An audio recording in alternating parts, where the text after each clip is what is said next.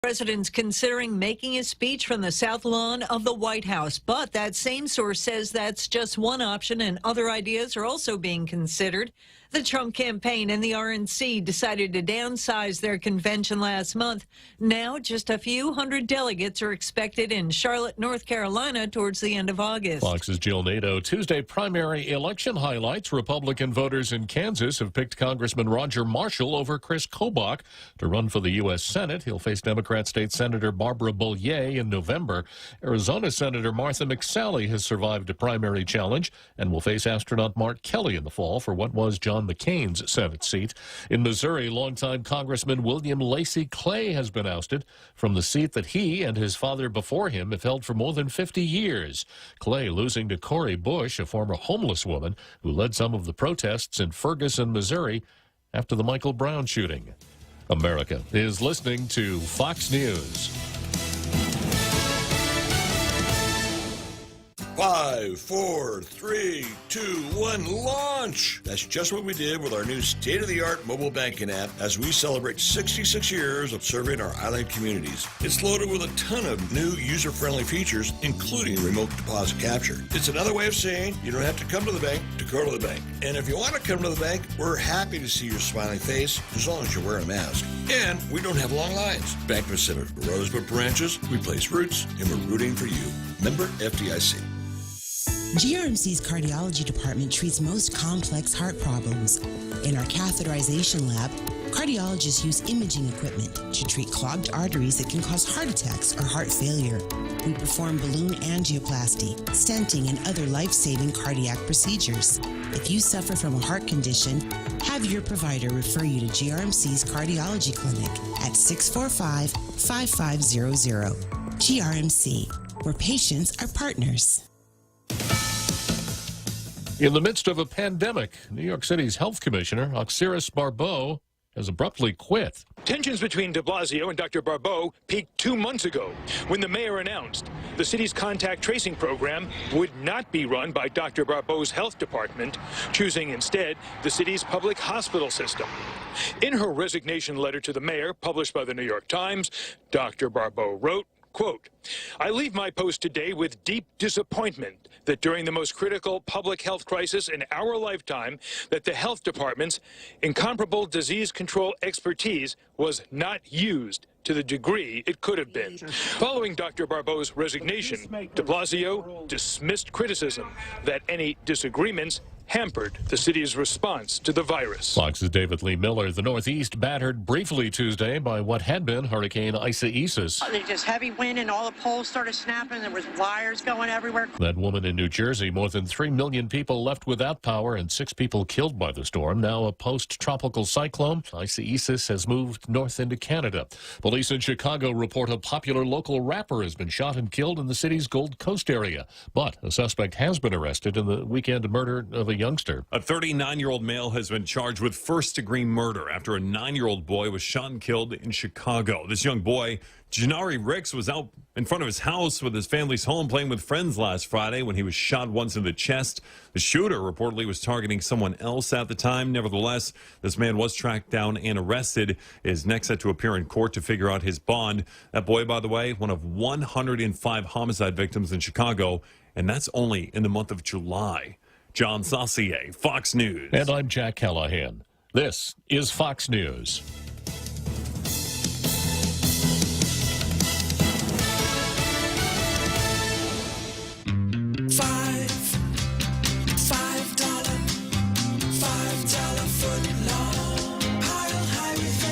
They're back.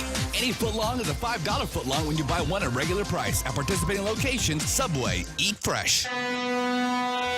Hafidi, this is Kayla from APL Guam. Here at APL, our expertise and extensive network can help you grow your business and reach out to more markets. As a responsible carrier, APL is also committed to a sustainable future, whether it's protecting the environment or investing our efforts in giving back to the community. Our dedicated team in Guam and the U.S. mainland are here to support you. Call 588-4651 or visit apl.com.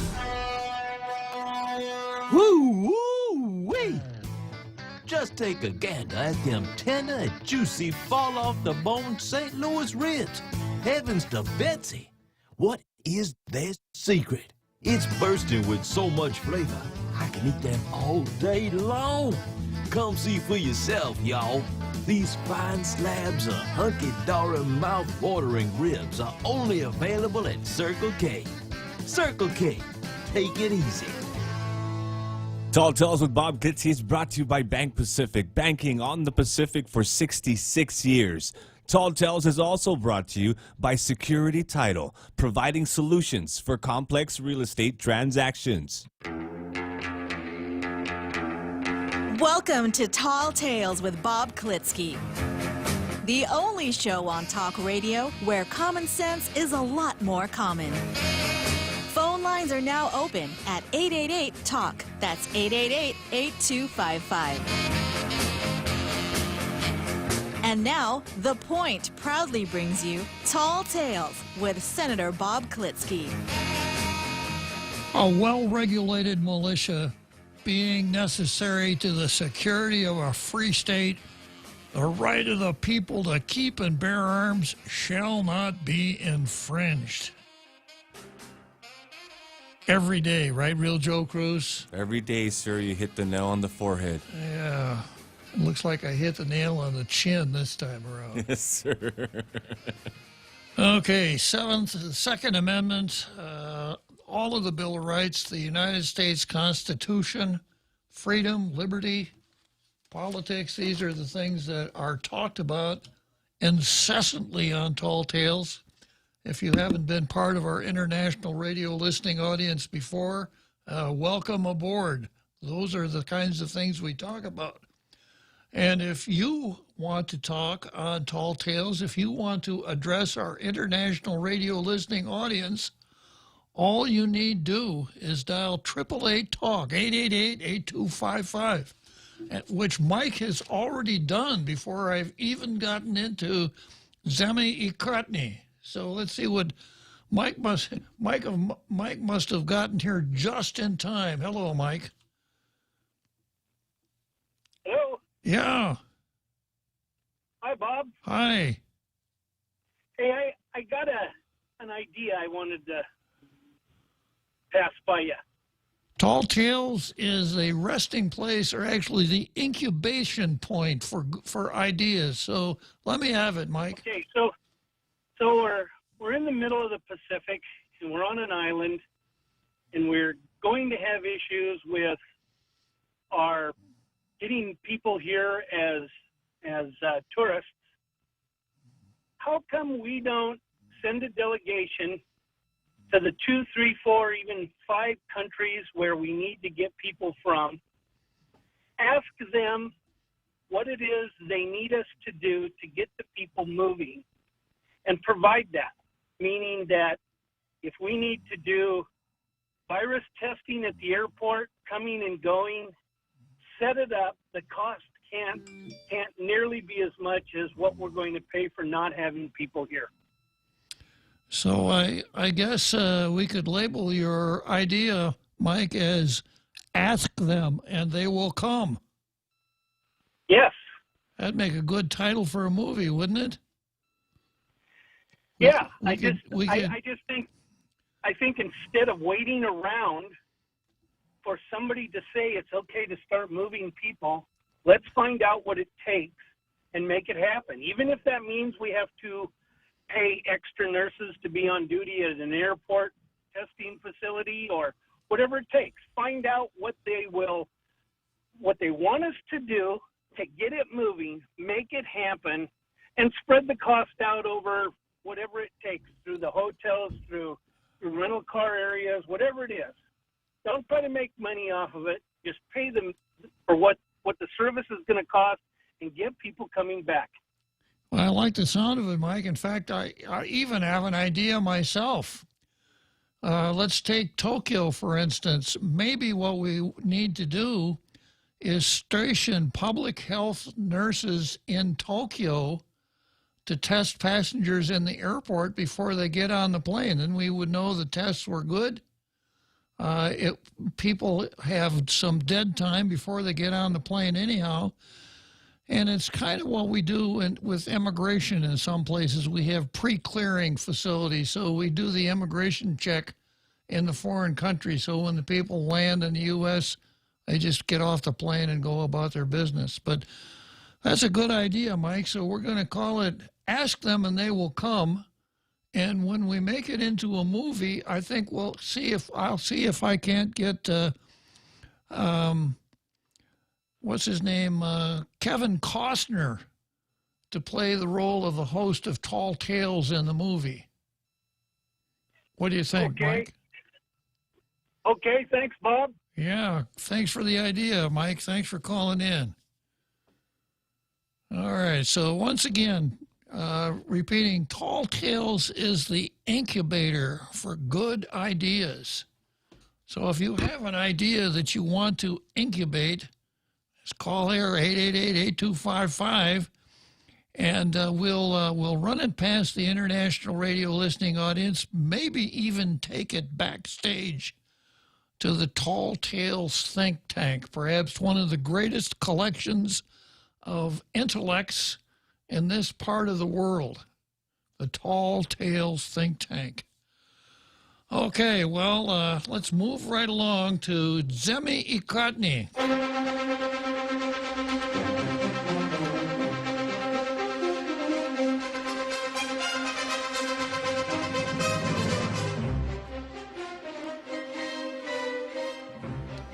And once again, the Daily News plays true to form. They're not going to do their own editorial. They've got some tripe that they picked up from the USA Today editorial board. So you know what the subject is going to be before I even tell you. How many ways the USA Today editorial board goes through this conundrum every day. And it goes like this. One member of the board says, is there some new way that we can bash Donald Trump? Gosh, I don't know. I think we've done it 1,422 different ways. There must be another way to do it. Yeah. Well, today, the title of it is Welcome Kasich to Democrat Convention. These days, there's no shortage of conservative thought leaders who've had it with President Donald Trump.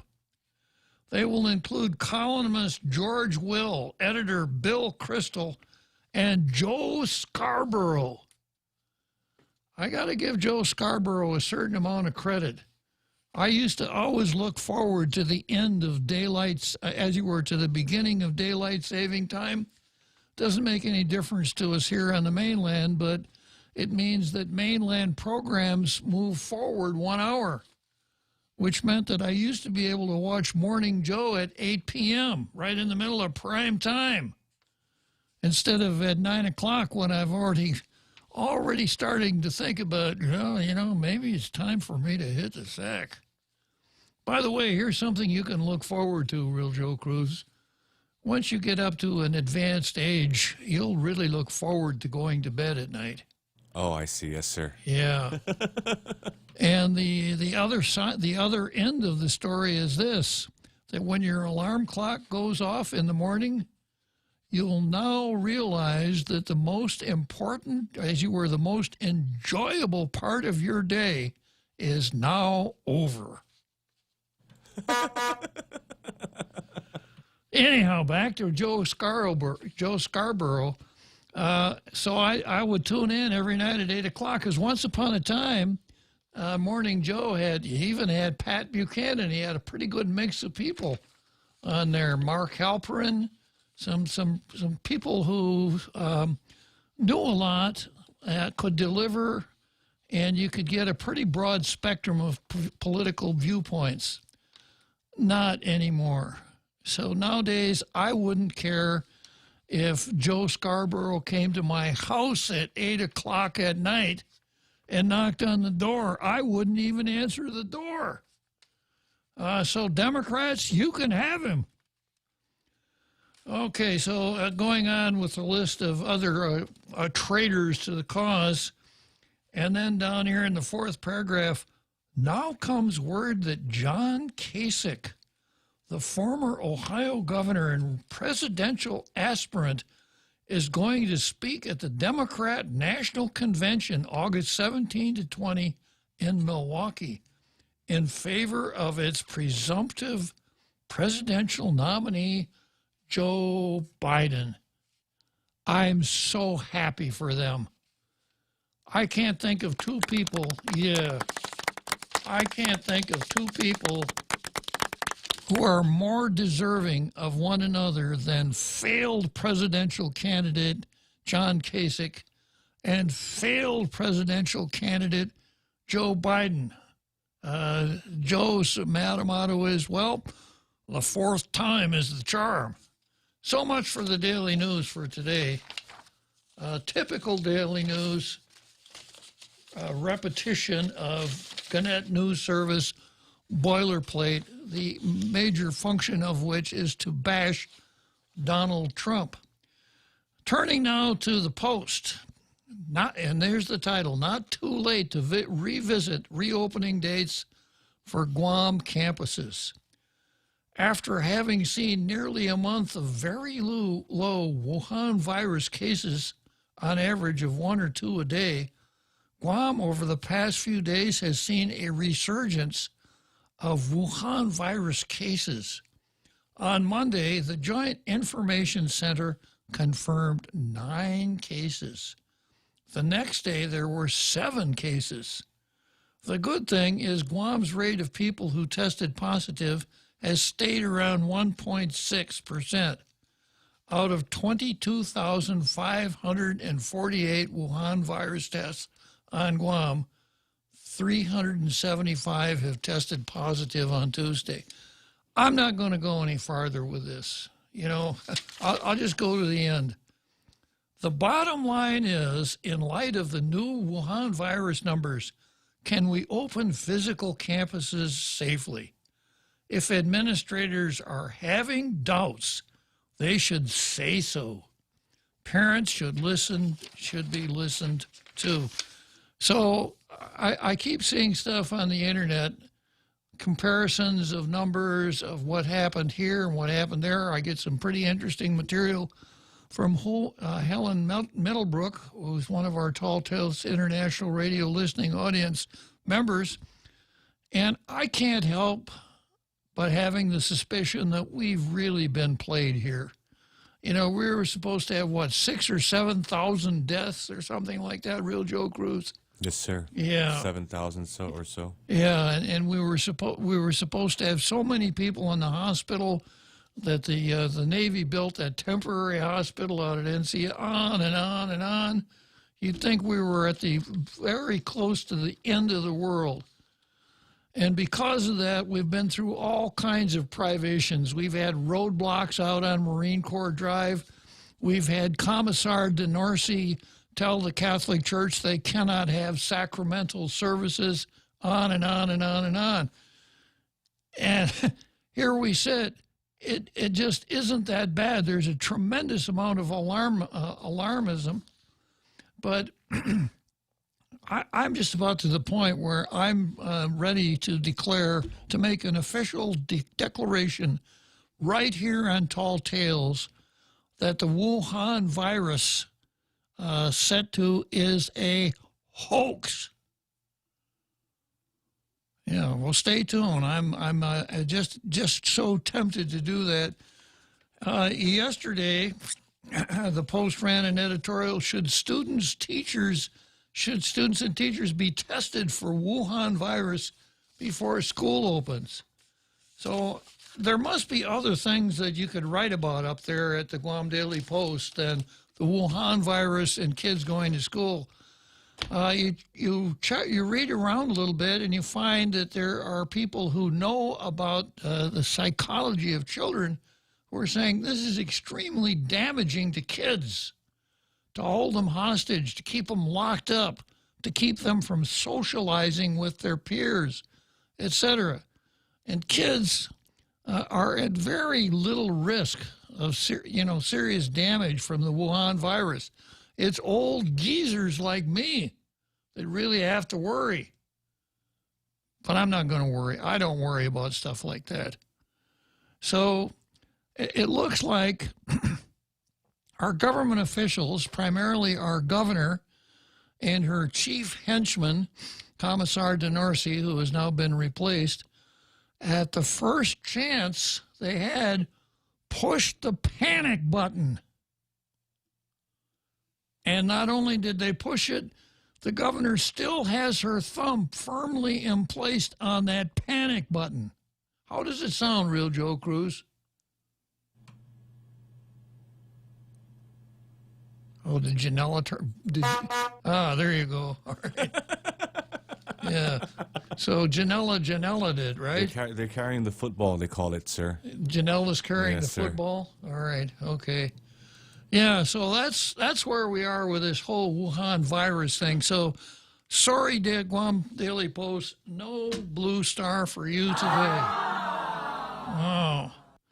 So, I don't know. I guess I must have gotten under the skin of our Carl, and I suspect he's calling to defend the reputation of the Guam Daily Post, or else telling me, Bob, you're putting out bum information about the Wuhan virus.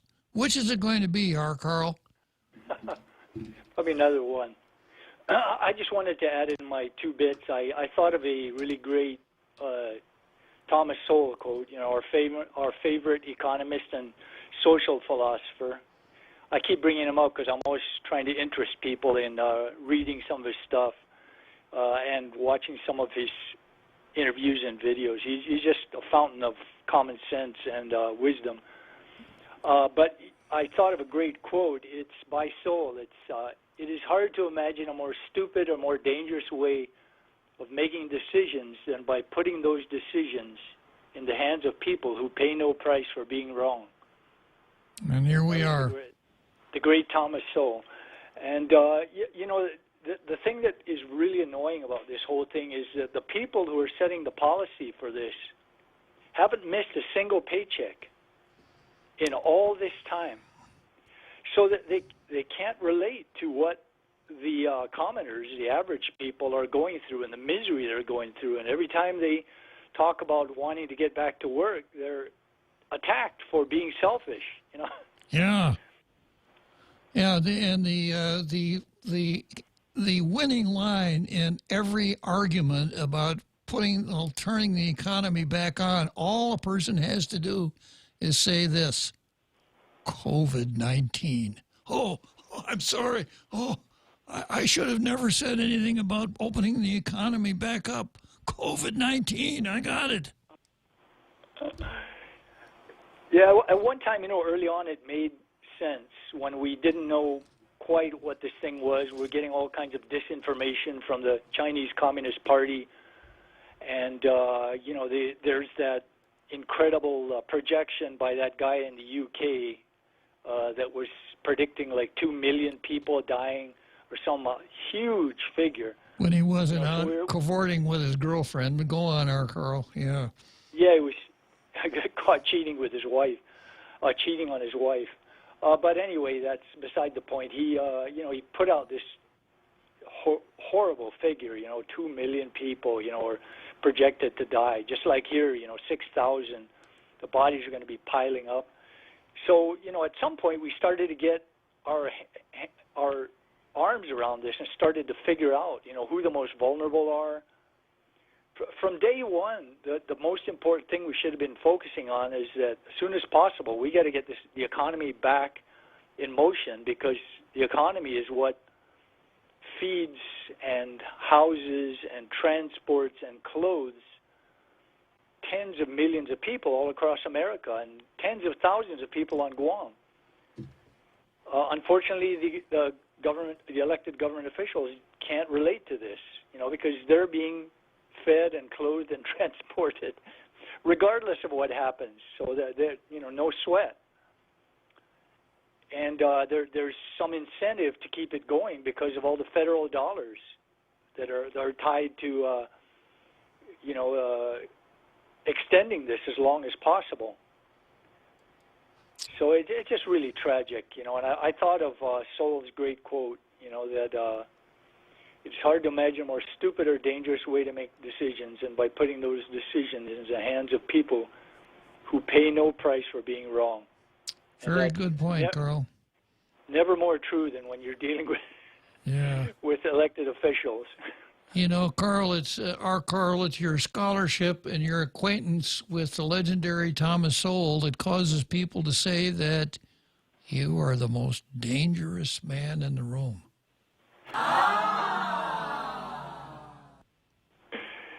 Yeah, well, only if I have a sharp implement. I might hurt myself. Okay. Well, thanks a lot for calling. You can put your trench coat back on and your snap brim hat and jump in your Bentley and go on about your business now that you've made your cameo appearance here on Tall Tales, okay? I will do that. Thanks, Bob. That is, unless you want to ride the Ferris wheel again later on in the program. We'll see. Who knows? All right. Talk to you later, Carl. Or Carl. Okay. Well, let's see what we got on the card for today. As usual, I've got Troy versus Janella. Janella's up to 77 days now. There has been no Janella-ing for 77 days, and wow, another Joe. Yeah, okay, we'll take a short break and we'll come back to another Joe. The Extra Point with Jerry Roberts of Guam Training. Hi, I'm Jerry Roberts, and every day on The Ray Gibson Show, I get to comment on the incredibly diverse, fun, challenging, sometimes frustrating, often exciting, but always interesting world of work. I hope you'll be there with us. You can find daily transcripts of The Extra Point at guamtraining.com. Tune in every weekday morning at 7:20 for The Extra Point with Jerry Roberts. Brought to you by Guahan Insurance Services and First Hawaiian Bank on 93.3 The Point. Are you fed up with those long bank lines? Do you wish you had a bank who gave you faster service? Well, by enrolling in Bank Pacific's new mobile app, you don't even need to wait in line. But even if you do want to come down in person, we're more than happy to see your smiling face, as long as you have a mask. Because our service is so good, we don't believe in lines. Because for 66 years, we've been making sure you get the service you deserve. Because where others put branches, we place roots. And we're rooting for you. Member FDIC. Tall Tales with Bob Klitzkie is brought to you by Horizon Properties, doing real estate since 1978, 14 years here on Guam. Call Maria Miller from Horizon Properties at 777-7792. We now return to Tall Tales with Bob Klitzkie, soaring over the confusion with his superpowers of truth. Call 888-TALK. That's 888-8255. Just peeking at Facebook here, and I noticed that James Howard has turned up. Remember a few days ago, everybody was panicking? Oh, yeah, he's still... Yeah, whatever happened to James Howard? Well, he's back. Yeah. And now he says that when Mike calls again, he should be recognized as Idea Mike. Oh, Idea Mike. Idea Mike. Yeah. I see. That's a little aggressive. Well, I mean, when people call right after Demi Ukotny, you know, they've got something on their mind, right? Yes, sir. Yeah, and then Lynn McAfee chimes in and she says, Kevin Costner, no. She says, I think you're more of a Sam Elliott, actually. There you go. Yeah, so Sam Elliott, he's... Sam Elliott. Sam Elliott.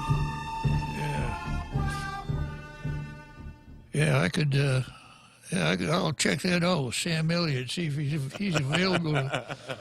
Maybe he could sit in and handle the show a couple times. Of course, if he did, most folks wouldn't even know the difference. I reckon, sir, I reckon. Yeah. Okay, so back to the card here. This is what I've got on the card for today. Of course, we've got Janella, and it's good news. We've gone 77 days now, and no reporter has... Oh, yeah, I forgot. I forgot about another Joe.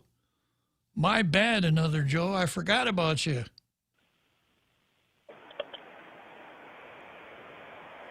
Maybe it's a good thing I did. You don't seem to be very talkative today, another Joe. Oh, that's Michael. That's Michael. Michael. Yeah. Oh, it's Michael. It's not another Joe. Yeah, my mistake. My bad. I'd be honored to be another Joe, though. Sorry about that, Michael. The real Joe Cruz thinks you're another. I mean, yeah, he thinks you're another Joe. I don't know. Maybe. I'd be honored to be another Joe. All right. Well, you're Michael. Okay, go ahead, Michael. Yeah, well, just wanted to follow up on the excellent comments of Carl about the people making decisions who don't pay the cost. And, we have our wonderful legislature and governor, elected officials, and unclassified workers. And they're all appointees. And if they're going to trash the economy of Guam, they should join in. They should suspend all their pay until the emergency is over. And that way we know that they have the unemployed, best interests at heart. Good idea, Michael. And then also onto your hydroxychloroquine pills, they are shown in all these other countries to be just fine. India in particular. Hello? Yeah. India in particular is doing very well, not having anywhere near the numbers that America or the other modern places that refuse to accept a obvious solution and are just absolutely fixated on trying to get a more expensive and controversial, from the ground up, new cure when one is staring us right in the face. But of course, the big difference between India and the United States is that in India they may have their problems, but nothing as severe as the Democrat Party. Yes, I mean, at one time I thought the Democrat Party was just, an aggressive political party. They have now become the leadership, I should say. There's a lot of confused Democrats that don't know why they're in the Democrat Party. But the leadership has become outright enemies of America. True enough, Michael. And they're doing everything possible to tank America, or more accurately, tank Donald Trump, which is the same way of saying tank America, because they think that by sowing discord, they're able to come in and take over. Good point, Michael. All right, thank you. Thanks for calling, Michael. Boy, I'll bet you another Joe is really going to be angry, huh? What, did you open the Joe line? I did. We haven't heard from another Joe for, what, a week or so? Yeah, I think that's what it was. It was a Freudian Joe. Perhaps it was, maybe it was precatory. You're right, it was precatory. You just wished it would be another Joe. Yeah, right? I haven't heard from him. I'm concerned, just like people were concerned about James Howard. Yeah, but not that concerned. Oh, never, sir. Yeah. Okay, so back to the card. I've got Troy versus Janela, and it's been 77 days since Paco's pronouncement, and Janela has not Janela'd any reporter, so we're doing pretty good there.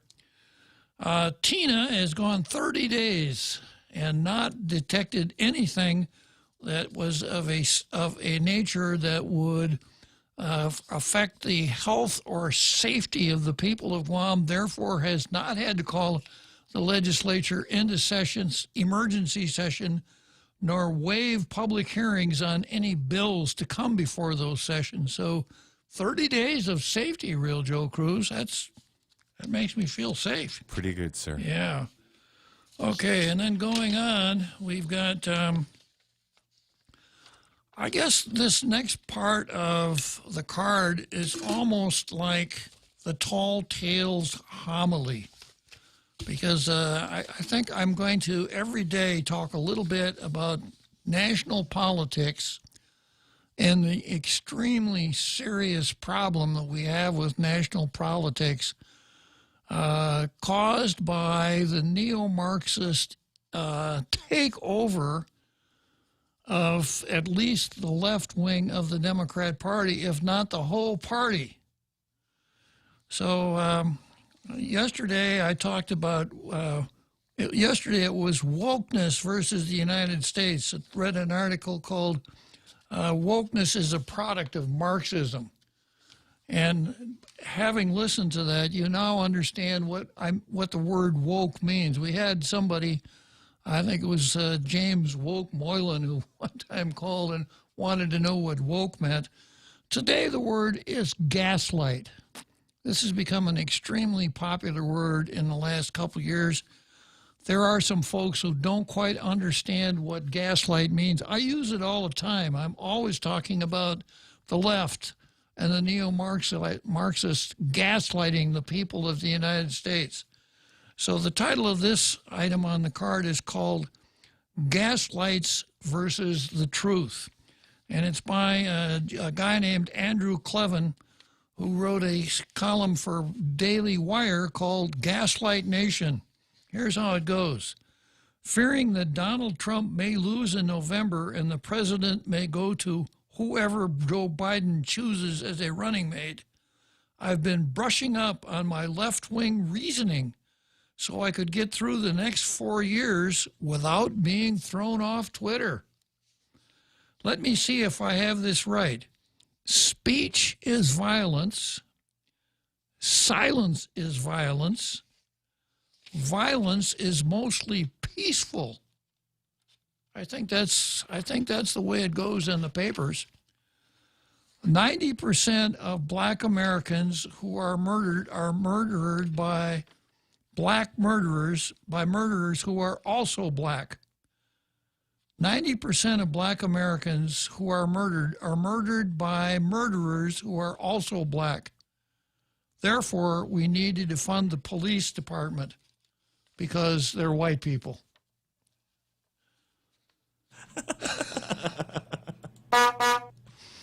It's absolutely fatal to attempt a Trump rally, but perfectly safe to go to a riot.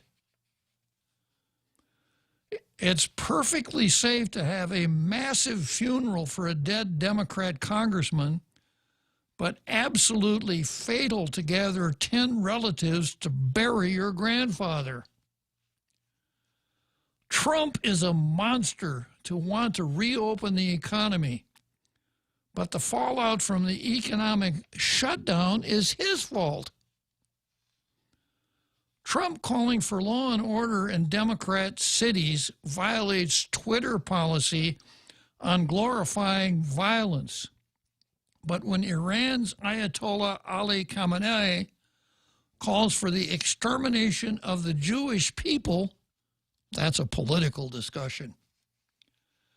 Socialism, which always and everywhere exacerbates inequality, is the cure for inequality, while capitalism, which has made the entire world far wealthier than it has ever been before, is unjust. So those are some good examples of gaslighting, the left's attempt to gaslight. The term gaslighting comes from a 1938 suspense play by Patrick Hamilton called Angel Street. The play, which became the movie, quote, Gaslight, is about abusive husband Jack Manningham, who seeks to hide the fact that he's a murderer and a thief by convincing his wife that she is insane. He does this by trying to make her think she does not see what she sees. The gaslight's dimming. Or hears what she hears. His footsteps in the apartment above. Jack Manningham is now, of course, chairman of the Democrat Party. Try it again. Jack Manningham is now, of course, chairman of the Democrat Party. All right, that's a joke. I should have said that first, I guess, real joke. Yeah. But it's true that Americans lefties are gaslighting us like never before. Every day, every hour, they are using their dominance of America's information industries to make us believe we don't see what we see and hear what we hear. And I gave you some examples at the beginning of the program. Remember? Speech is violence. Silence is violence. Violence is mostly peaceful.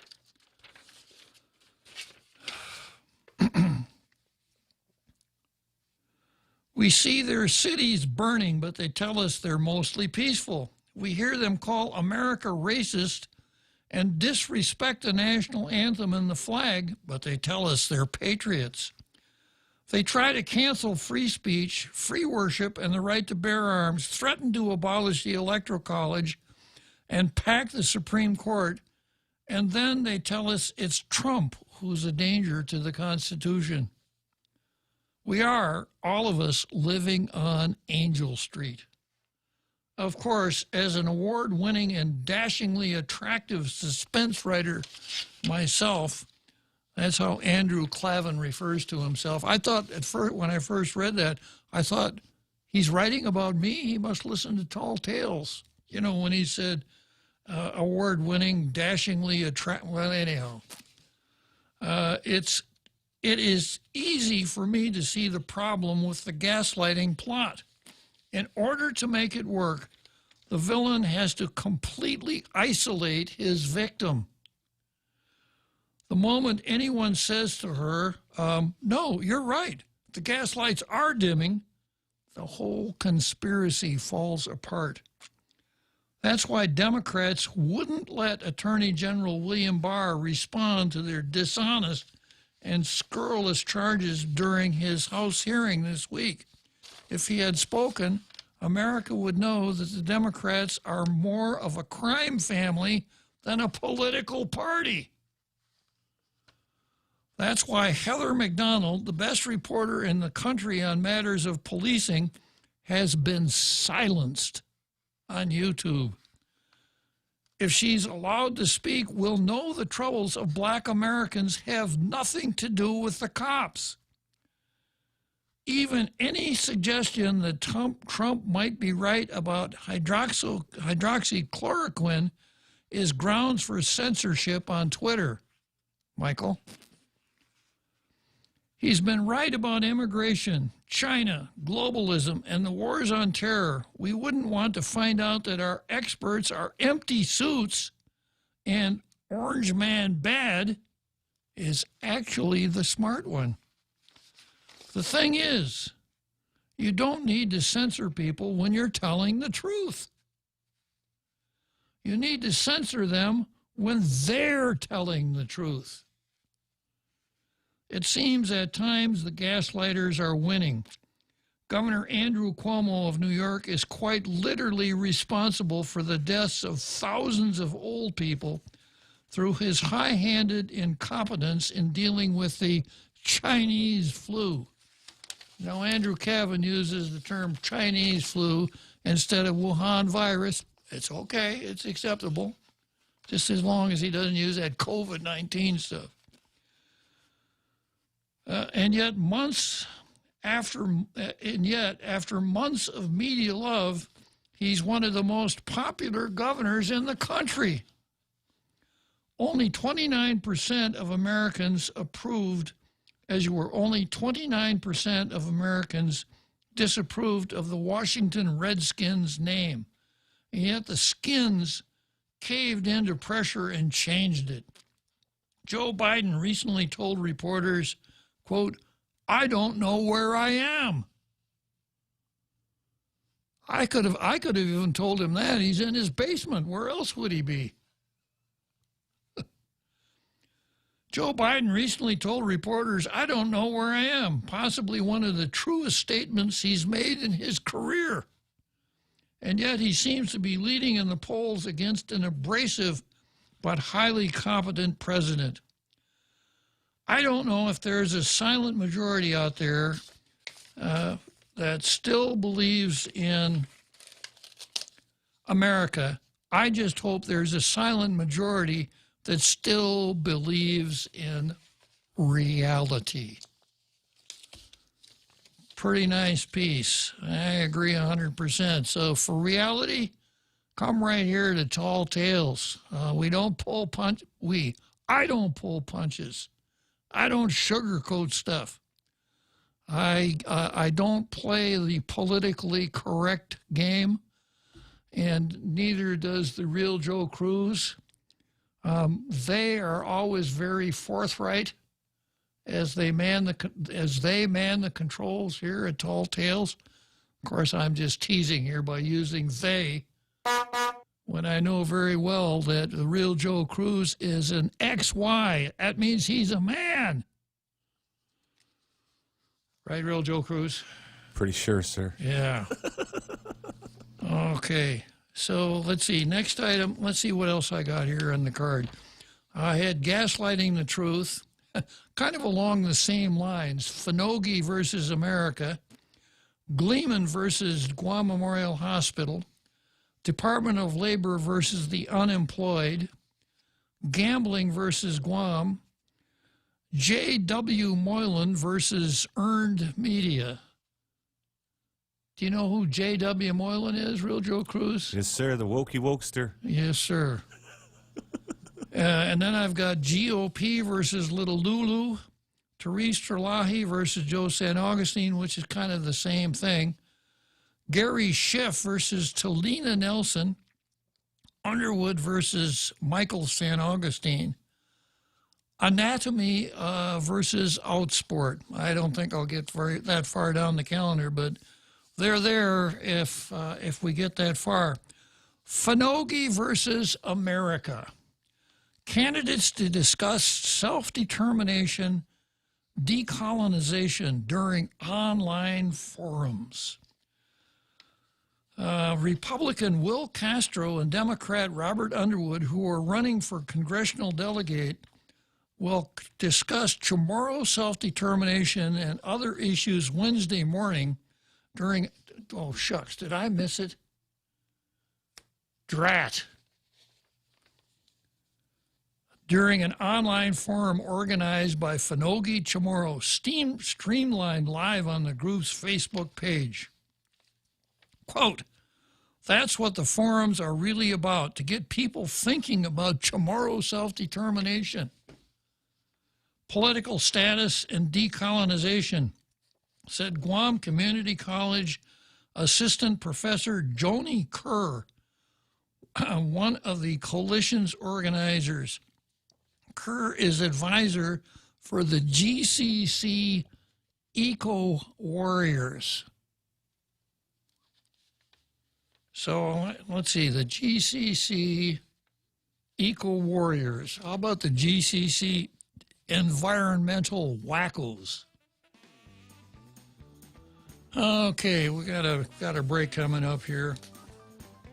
You've got a job to do. Having the right equipment for the job is critical, and East West Rental has the exact tools you need. Get it done faster with the right stuff, whether it's landscaping tools, concrete tools, lifts, trucks, lights, generators, trench boxes, welders, tents, tables, and chairs. They're here to help you tackle any project you're working on, big or small. Open Monday to Saturday, 7 to 5, closed Sundays. Find what you're looking for at East West Rental Center in Upper Tumont or call 646-1463. Everyone has a busy schedule these days, and sometimes we forget to schedule our routine dental checkup and cleaning. Don't neglect your dental health. Schedule one today with Dr. Robert Yang and his Smile Team, conveniently located at the East West Business Center on Marine Drive, Upper Tumont. Call us today at 647-8702 or 3. Again, that's 647-8702 or 647-8703. We make smiles happen. Tall Tales with Bob Klitzkie is brought to you by Mezcla Chamorro Fusion Bistro. They're open in Agotnia for dine-in, takeout, and delivery services from Monday through Saturday, 11 a.m. to 2 p.m., 5 p.m. to 9 p.m. Call them at 479-2652 and get your Mezcla fix today.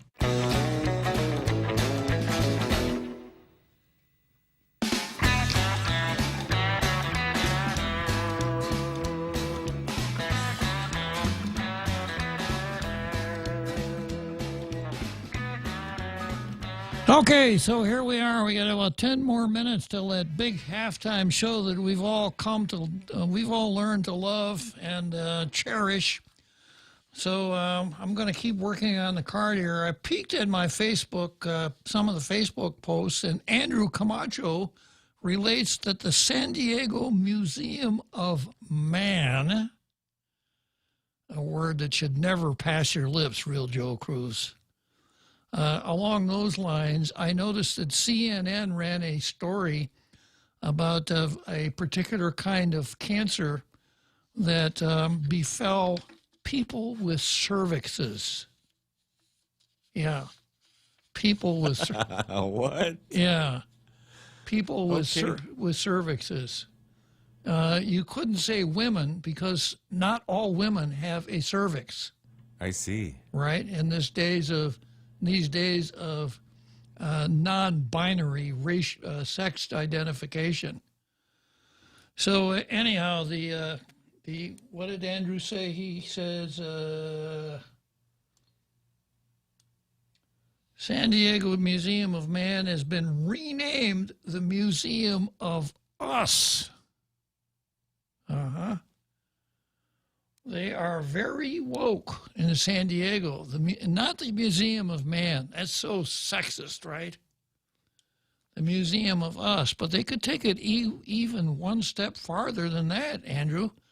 They could call it the Museum of Them. Yeah. Okay. Here's some late breaking news. Forgive me for being late again. I've been gardening a lot these days and just cut my grass. I love my new bush cutter. Let's see, who contributed that one to us? I don't know. It'll be. I'll be able to identify that poster here in a minute. So back to Finogi versus America. They're going to talk about Chamorro, self-determination, political cause, political status, and decolonization. And you know where this is going to go before the thing even starts. Nobody cares about decolonization on Guam, except maybe the Tall Tales International radio listening audience. Chamorro self-determination is not a synonym for decolonization. Political status is something that overlaps both those topics, and once again, nobody wants to talk about that because they have invented this identity politics device. It's going right back to my homily today. Identity politics device called Chamorro self-determination. So this whole decolonization commission, etc., is just a stalking horse for the separatists, those who would like to see Guam separated from the United States and become an independent country. So anyone who went to this forum organized by Finogi, if he doesn't know the right answers, is going to be subjected to that treatment. That speech is violence, and the right answer is not going to be. If I were there, I would not be able to come up with the right answer because I would say, I don't want Guam to be independent of the United States. And I don't care what you call it. That's not my bag. But if there are people here that want Guam to become independent from the United States, this is what they owe us. They owe us the Constitution that they would put in place once Guam becomes independent. But of course, they're not going to do that because they know that if we knew exactly what it was they're after, no one would support it. So it's much easier to sugarcoat it and say, and get into the identity politics angle. You know, the Chamorro people have been colonized forever. They've never had a chance to speak up on their own political future. First the Spanish, then the Japanese, then the Americans. So it just fits right into the identity politics. The oppressors. Guam is, the Chamorros have suffered under three oppressors. First the Spanish, then the Japanese, and then the Americans. So they're still being oppressed. And as oppressed people, we owe them a lot. So going into this, as of Tuesday, let's see, Castro and Underwood, they're starting out with Castro and Underwood, the two candidates for Washington delegate. As of Tuesday morning, Democrat Guam delegate Michael San Nicolas hadn't agreed to participate in the forum, according to the group, which stated it sent invitations to his office. Well, if San Nicolas went there, he would not have the right answers. Because you'll recall when this Finogi group polled elected officials, they made a big deal out of the fact that almost all elected officials answered their questions and they said, yes, we're for Chamorro self-determination. Except for our Washington delegate, Michael San Nicolas. And he never answered.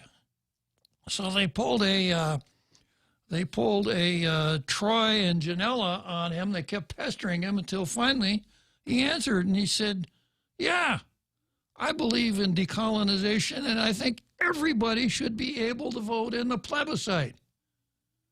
Whoa, blasphemy, apostasy. How could Michael San Nicolas, a nice Chamorro boy who had a good upbringing, come out with such a blasphemous statement? I think everyone should vote. And of course, if you followed Michael, when Michael was a senator, he introduced and shepherded through the legislative process a resolution favoring the military buildup, favoring the relocation of the Marines back to Guam. So I suspect that the mere mention of Michael San Nicolas around the GCC eco-fascists would be cause for supreme sanctions. So they're also going to do the same thing for senatorial candidates, starting out with 5 challengers. That would be Joanne Brown, Ken Leon Guerrero, Vince Bora, Fred Berdalio Jr., and Chris Carrillo. So, guys, I'm not going to spend a whole lot of time watching this, but if it's reported on your Tall Tales report card, if you are a separatist, you are not going to come out very well on the Tall Tales report card. So much for Finogi versus America. Oh, I got Keith on the line, right? Yes, sir, but we only have about a minute or so. Okay, Keith. Keith, we're coming right up against the big halftime show. If you'd like to call back or hang on, we'll... I'll hang on. Okay, just hang on, and we'll come back to you in just a couple minutes. What is it that you want to talk about? Oh, a couple things. Okay, well, we'll break for the halftime show and come back to you.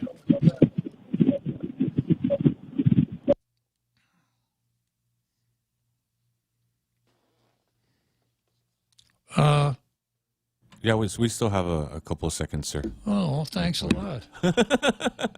I'm really glad you let me know that. I could tell Keith, hang on, we'll be back right after the halftime show, leaving me with a little dead air to fill. Thank you, Real Joe. Gotcha, sir. Thank you.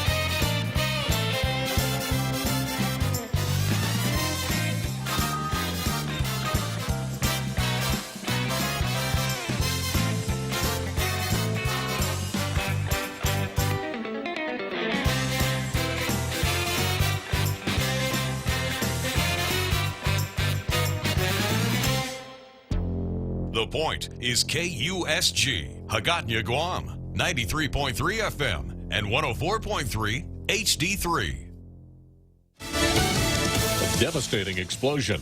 I'm Jack Callahan, Fox News. The Red Cross now says more than 100 people are confirmed dead, 4,000 hurt in Tuesday's massive explosion in Beirut, Lebanon. The building is destroyed and the surrounding area, including the city's port, is severely damaged. I don't know. A catastrophe hit Lebanon. The Lebanese prime minister says those responsible will pay a price. This is a promise for the martyrs and the injured. President Trump indicated his top generals believe it may have been an attack. It was a bomb of some kind. Officials say there are still bodies underneath the rubble. Fox's Ray Bogan, but Lebanon's interior minister says what exploded was 2,700 tons of ammonium nitrate, which had been confiscated from a cargo ship in the port in 2014. Voters in Missouri have ended a 50-year congressional dynasty, ousting Congressman William Lacey Clay in Tuesday's Democratic primary from a seat he has held for 19 years, succeeding his father, who held the seat for 32 years. Beating Clay was Cori Bush, a formerly homeless woman. Some progress reported, but still no agreement on a fourth coronavirus economic stimulus bill. Senate Minority Leader Chuck Schumer says Republicans aren't thinking big enough. Florida reporting some smaller coronavirus numbers. Tuesday, the Florida Department of Health reporting just over 5,400 new COVID cases. While officials say it's still unclear how ECES affected those numbers, Tuesday marks the third day in a row the Sunshine State has recorded less than 7,500 new coronavirus infections. Miami-Dade County recording a little more than 1,100 new COVID cases. Broward, 422. Officials say the number of COVID patients in South Florida hospitals is also trending downwards. According to the county, Miami-Dade hitting a nearly 2-week low. That's reporter Walter Morris of Fox affiliate WSVN in Miami. America is listening to Fox News. Mescla opened its doors in 2010 and has been proudly serving the people of Guam for 10 amazing years. In celebration of their 10th anniversary, Mescla Dos will be offering 20% off on all burgers for a limited time only. Terms and conditions apply. Please call them at 646-6295 for more information, or visit them at their Upper Tumon location, right across Kmart. Thank you, Guam, for making Mescla Dos one of your favorite hamburger spots. Are you fed up with those long bank lines? Do you wish you had a bank who gave you faster service? Well, by enrolling in Bank Pacific's new mobile app, you don't even need to wait in line. But even if you do want to come down in person, we're more than happy to see your smiling face, as long as you have a mask.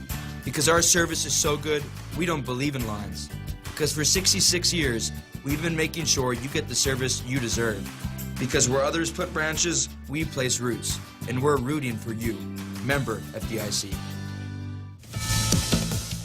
Isaias, now what the meteorologists call a post-tropical cyclone, has moved north into Canada, leaving in its wake in the U.S. 6 people dead and more than 3 million without power. Tropical storm force winds are now blamed for a number of deaths in the path of Isaias. The storm ripped ashore with 85-mile-per-hour winds and storm surge of 3 to 5 feet. North Carolina Governor Roy Cooper, storms like Isaias produce numerous tornadoes which destroy homes and cars, including one in Bertie County that tragically killed 2 people and sent about a dozen others to the hospital. And as far away as New York City, wind blew down a tree, killing a 60-year-old man in Queens.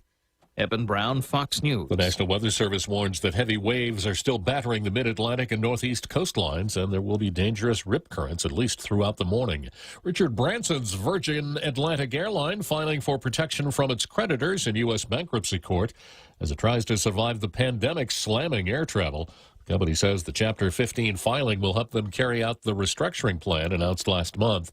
A tragic end to the search for 8 American service people missing in the Pacific after last week's training accident. The Marine Corps says it's found the missing amphibious assault vehicle off the coast of San Diego in 385 feet of water. Human remains were discovered inside by a Navy rescue team. 1 Marine died in the accident. 7 other Marines and a Navy corpsman were also inside the vehicle. The 15th Marine Expeditionary Unit identified the names of those killed earlier this week. The men ranged in age from 19 to 23. At the Pentagon, Lucas Tomlinson, Fox News. After a day that saw NASDAQ reach a new record high, Asian stock markets are closing Wednesday mixed. Dow futures are trading nearly 90 points higher. I'm Jack Callahan. This is Fox News. Woo-wee! Just take a gander at them tender and juicy fall-off-the-bone St. Louis ribs. Heavens to Betsy! What is their secret? It's bursting with so much flavor, I can eat them all day long. Come see for yourself, y'all. These fine slabs of hunky-dory, mouth-watering ribs are only available at Circle K. Circle K. Take it easy. Everyone has a busy schedule these days, and sometimes we forget to schedule our routine dental checkup and cleaning. Don't neglect your dental health. Schedule one today with Dr. Robert Yang and his Smile Team, conveniently located at the East West Business Center on Marine Drive, Upper Tumon. Call us today at 647-8702 or 3. Again, that's 647-8702 or 647-8703. We make smiles happen.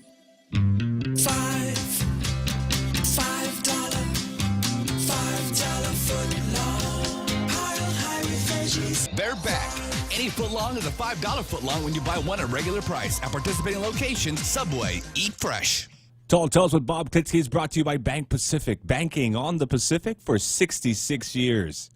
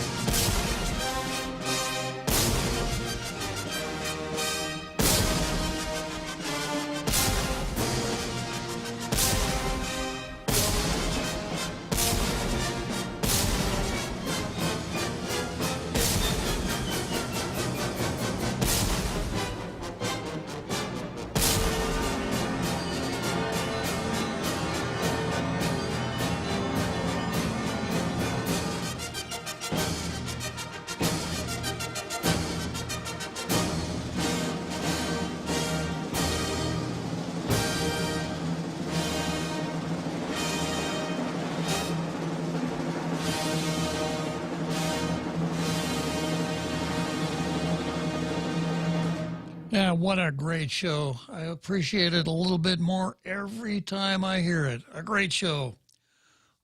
Before I get to you, Keith, just one thing. A couple of things I forgot to mention here on this Finogi versus America.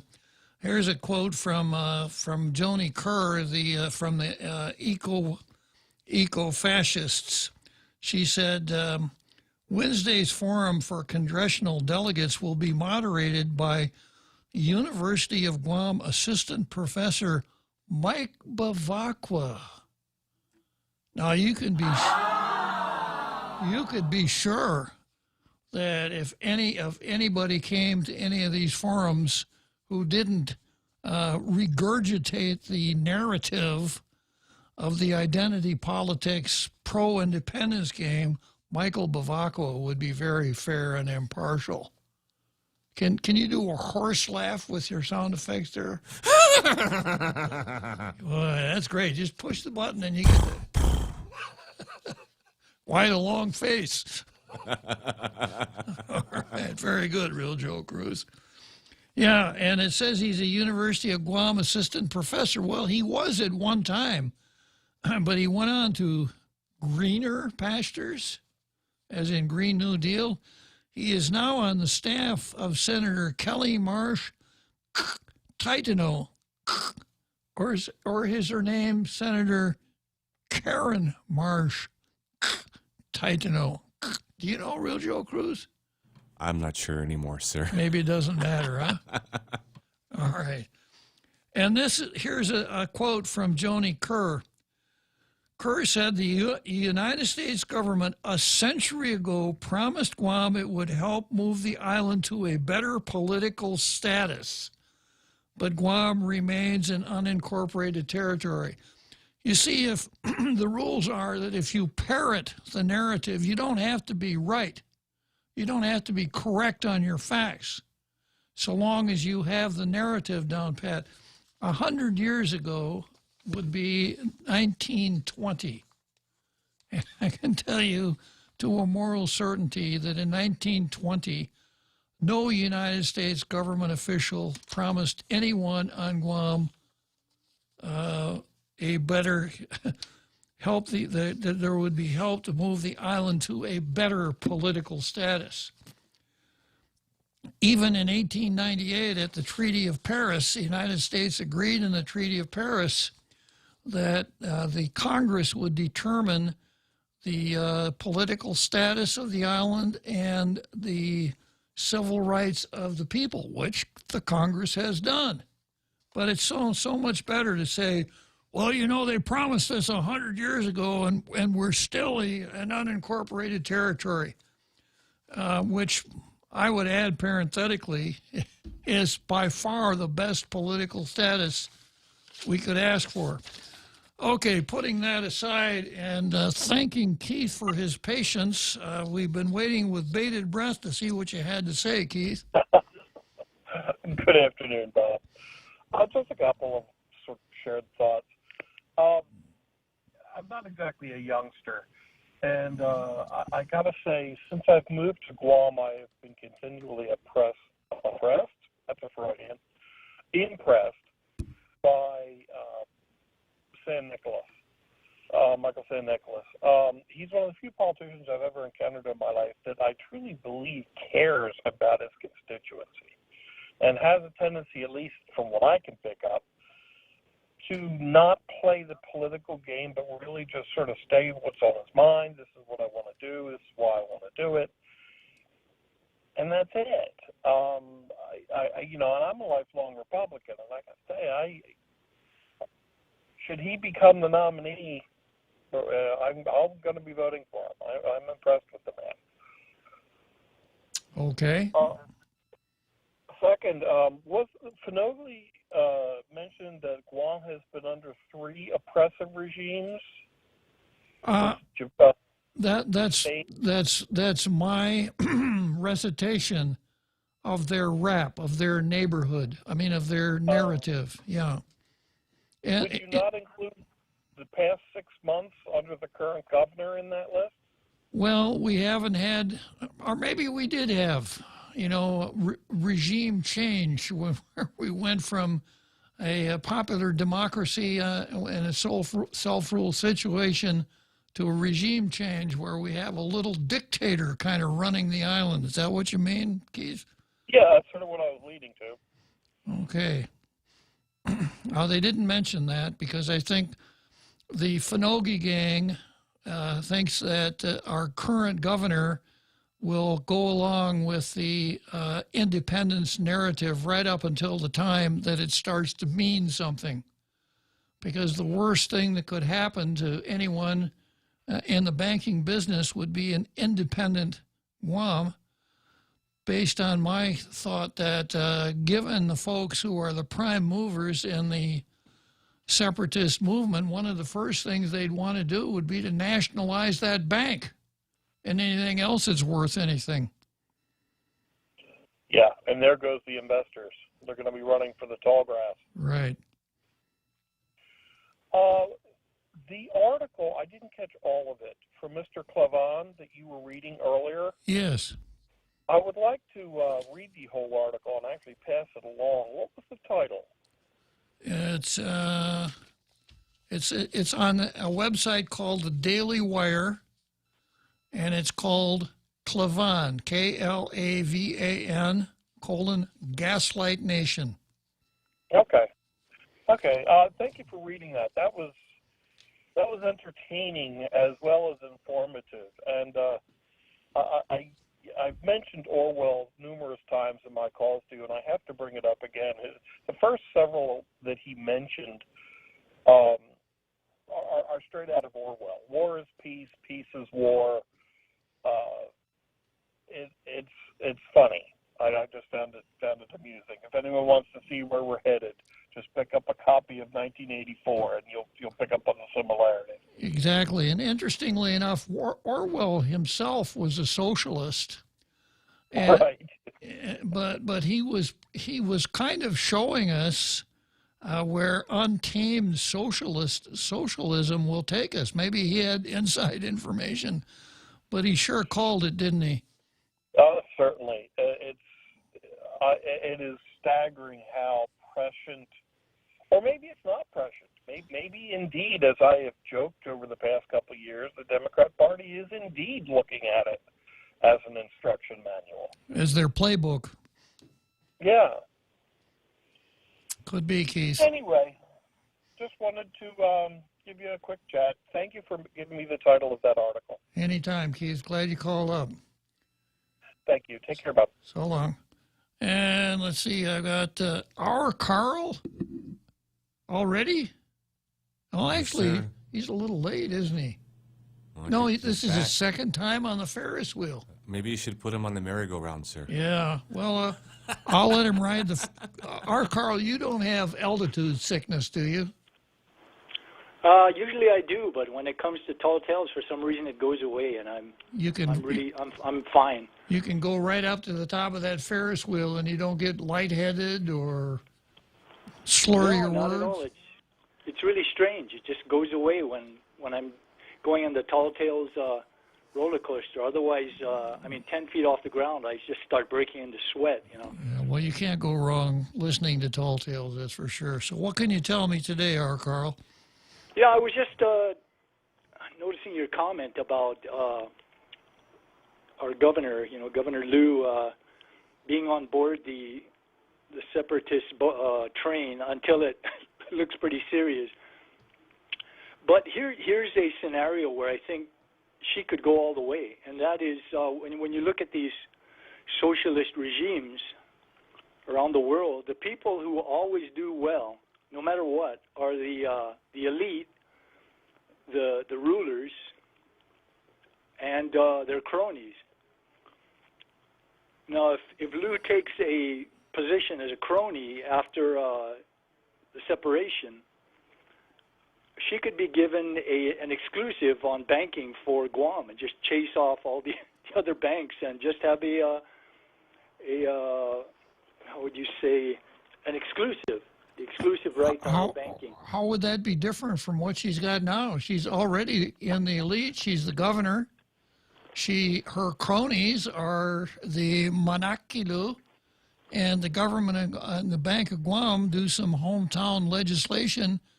Is the only bank on island that can have unlimited branches and ATM machines. So it's hard to see how her lot could possibly be any better than it is under a capitalist system. Well, it could work this way. It could the government could write legislation that makes it too difficult for competition to stay on island, and the competition would be chased off island. Well, I would think that this would probably be Lou's thought process, Carl. I think Lou would probably say, a bank in the hand is worth two in the bush. That is true. Mm-hmm. That is very true. But, a lot of people don't realize how dangerous a position we would be in if we separated. The most valuable thing I believe we have in our relationship with the United States isn't the economic things. It's our freedoms and that the constitutional protections, and those are vital. And some might respond, well, we could just write it into our own constitution. That doesn't really, it's not nearly the same thing. Our constitution is extremely difficult to tinker with, as you can verify. It's very, very hard. And besides that, Carl, when you're talking in terms of writing things in and personal freedoms, etc., remember you're dealing with a group of separatists that even before they're in power don't want to let everybody vote. So if they're like that now, what would they be like if they actually had the power? Yes, and in China and Russia, they have rights in their so-called constitution, their documents, their governing documents. They have so-called rights, but they're so flimsy. They're called paper rights because, for example, freedom of speech is whatever the Chinese Communist Party says it is, and it's usually you're totally able to speak your mind however you want, on air, in writing, as long as you're praising the Chinese Communist Party and the leadership. That's freedom of speech. And the second it goes beyond that, I mean, what we're talking about now, that would be, could very easily be deemed criminal. And, there are some that might say, oh, that's so far-fetched. Well, look at what's happening across America now. I mean, I never thought I'd see what I'm seeing today. We're living in really strange times. You know, so things are happening that we never thought would ever happen. So, you know, that's some of my thinking on the subject, that we don't realize how dangerous that is to cut our protections. The essential purpose of that Constitution is to constrain the political class against infringing on our rights, our freedom of speech, our freedom of the press, et cetera, et cetera. And the number one winners by far in a separatist Guam would be the political class and their cronies.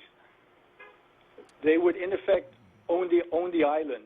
Stalin, when he was the leader of Russia, and I've read an article about this, he was, in effect, the owner of all of Russia. He could go anywhere in the entire country and point at anything and say, to do anything with it, take someone's property, kill someone, you know, destroy a building, seize that. It didn't matter. He owned the entire country, lock, stock, and barrel.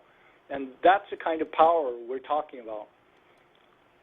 And as, you know, Professor E.J. Rummel said, who did his extensive research on democide, or death by government, his bottom line conclusion was that concentration of power is the most dangerous thing on earth.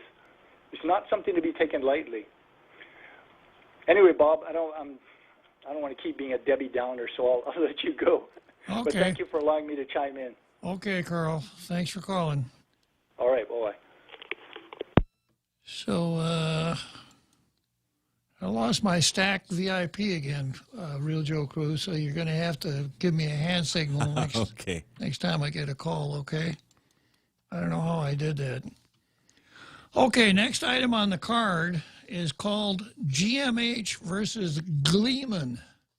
And we got into this yesterday. In fact, we wrapped up the show at 1800 yesterday with one of our regular callers, a gentleman named Drive-Through Jack.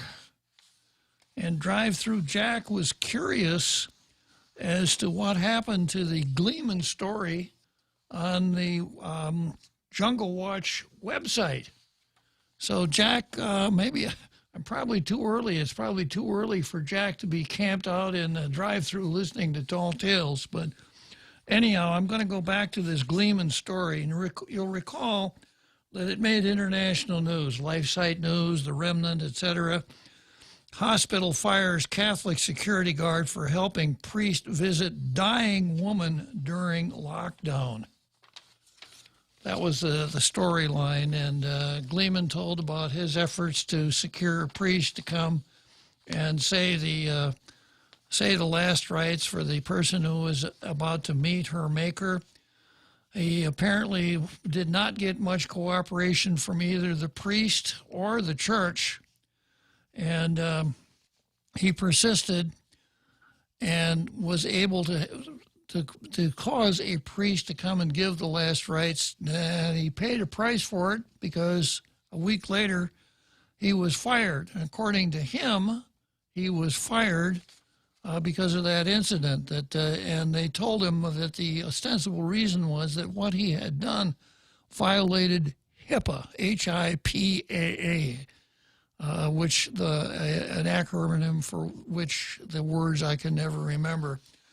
So Jungle Watch ran a couple stories. There are links to those old stories, but this morning came up with a post called "More to the Story, Still a Thumbs Down." If you remember your Roman history, feeding Catholics to the lions, etc. So here's what Jungle Watch says. After posting 2 stories about priests being denied entrance to GMH to administer, quote, last rites to dying patients, something did not seem quite right about the stories. So I decided to do some digging of my own. The bottom line is that there is no doubt that the current governor's administration is hostile to the free exercise of religion. We've known that for a while. And here's a quote: DPHSS neither supports nor approves any sacramental services, spouted the governor's health commissar back in April. We all remember that on Tall Tales because I talked about it a lot. That was Commissar DeNorcy. And it was clear that in accordance with the Constitution, which provides for free exercise of religion, and the governor's emergency powers, Commissar DeNorcy could make rules about social distancing and capacity and face, but she does not have the ability to say no sacramental services. That's a direct infringement on religion. So I guess we can't be too surprised. I think that's the point here. So going on with Jungle Watch for months, this meant that Catholics were denied access to the holy sacrifice of the Mass, and particularly reception of the Eucharist, while access to grocery stores, post offices, public transport, etc., was only limited by protocols requiring masks and social distancing. Boy, how many times did Tall Tales make an issue of that? So it comes as no surprise that we now learn that, quote, sacramental services, particularly the sacrament of anointing of the sick, that is the last rites, was being denied and still may be denied to dying patients at GMH. I say still may be because we do not have a clear statement from our local Catholic Church leadership on the matter. And we have an even more unclear statement from GMH, which rather than issue a statement to clarify the matter, instead, in the person of the GMH administrator, gives a feel-good interview on a local radio talk show. It wasn't this one, I'll guarantee you that, wherein the administrator muddies the water even more. Despite the, quote, government speak, and in between the radio jocularity, it appears from the interview with GMH Administrator Lillian Posadas that the only limitation on clergy visits is to Wuhan virus patients. Aside from the absurdity that if you are dying from Wuhan virus, you don't need the sacraments, quote unquote, the matter addressed by the two stories appears to involve a non-Wuhan virus patient at GMH. So the question is, at least per what Lillian Posadas said just a couple days ago, the first priest should not have been denied access to the hospital, but yet he was. I personally checked with the first priest. It turns out that while the first priest was denied access to the emergency room to anoint the patient, the first priest immediately contacted certain personnel at GMH and was able to arrange for the patient to be anointed by another priest, reportedly the regular hospital chaplain, which is exactly why there is a hospital chaplain. Unfortunately, both LifeSide News and Church Militant framed their stories more about a certain GMH security guard reporting losing his job over the matter than the much larger and more important issue, which is the nationwide, if not worldwide, attack under the cover of Wuhan virus on God. All right, we're coming up on the seventh inning stretch here.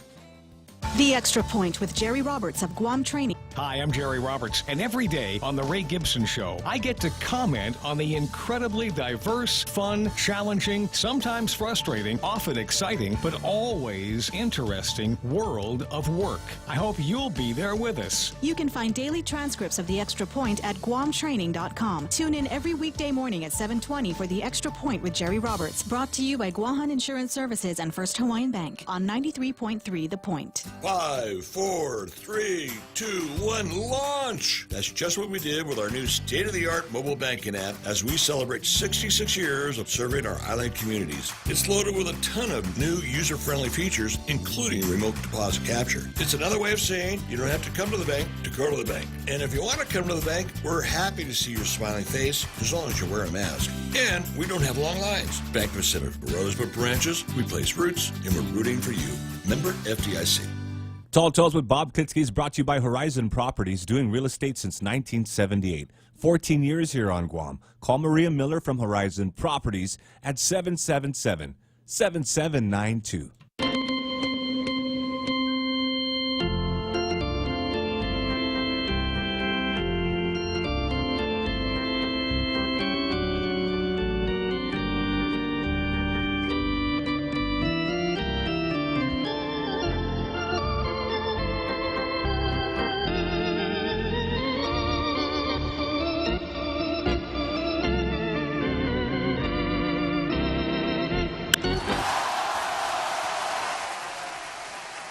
Okay, here we are, seventh inning stretch, Wrigley Field, Chicago, Illinois, and we're going to go from Wrigley Field straight to GMH.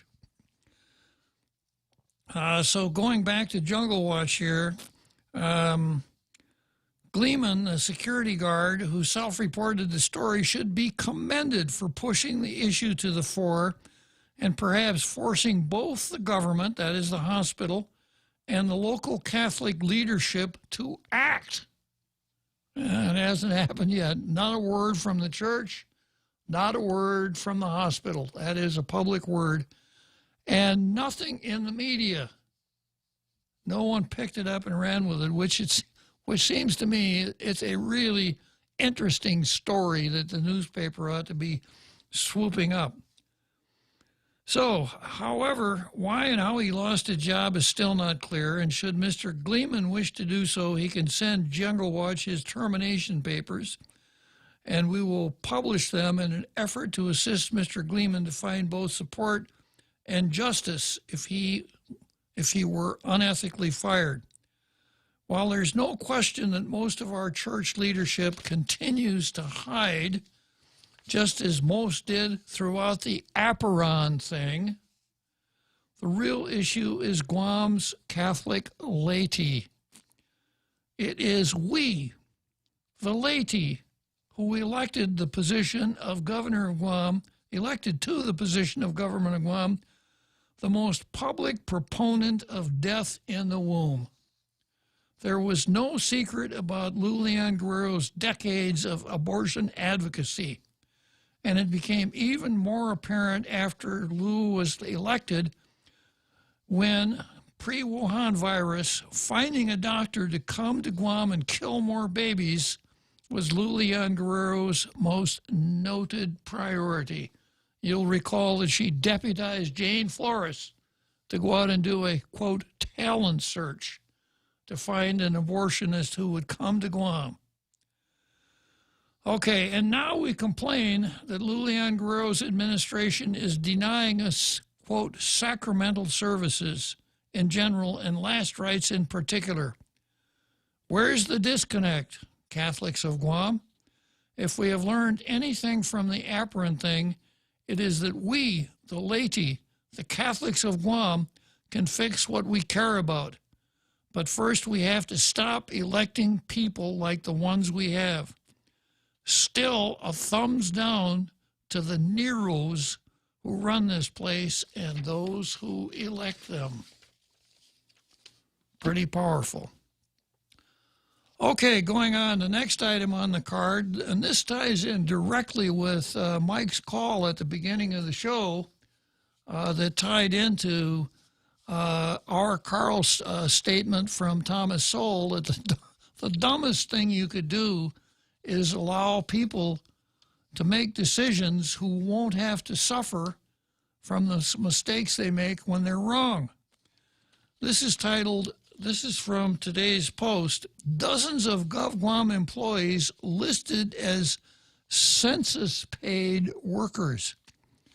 More than 40 Government of Guam employees have worked as temporary Census 2020 workers for anywhere between $23,585 to $41,766.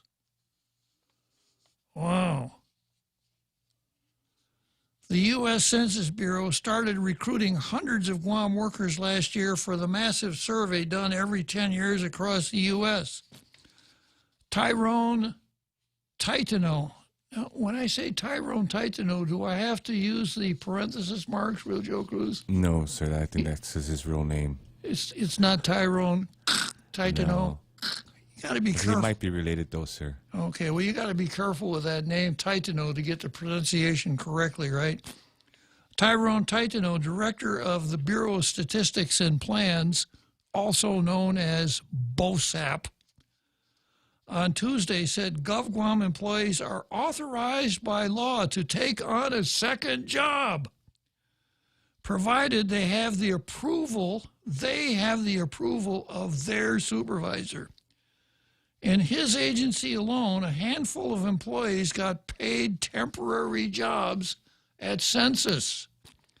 Being a paid temporary census worker, he said, is no different from working as a part-time employee for another agency or business. Quote, "This is not an unusual circumstance," unquote. One of the key differences, however, is that temporary employment with Census 2020 is also listed on GovGuam's staffing pattern. The staffing pattern, a tool for government transparency and accountability, shows GovGuam's employee's job title, base salary and benefits, and the source of funding, among other things.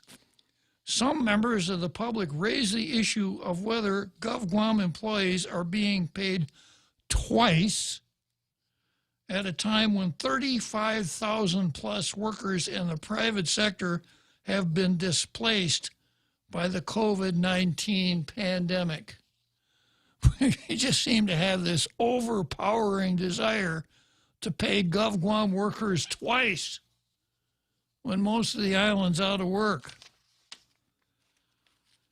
Okay, going on with the article here. Titano said the premise of this concern is misplaced and wrong, since Census started hiring qualified individuals last year, long before the Wuhan virus pandemic. I heard that one before too. Michelle Paris, we hired her even though because of Wuhan virus she couldn't report to work. Jillian Leon Guerrero, the same thing, but our governor said, well, we started that process before the Wuhan virus. So I know you're going to say that word that I hate, Real Joe Cruz. If they were hired before the Wuhan virus, they were... Just grandfathers. Yeah, okay. That's like me getting caught with a pack of cigarettes when I was younger and telling my mom, oh, those are old. They've been there a long time. Yeah, so no harm, no foul. Yeah. Yeah, okay. Yeah. Good analogy, Real Joe Cruz. So, in other words, because these people were hired before the pandemic, it's okay because there weren't people out of work then. I don't think so.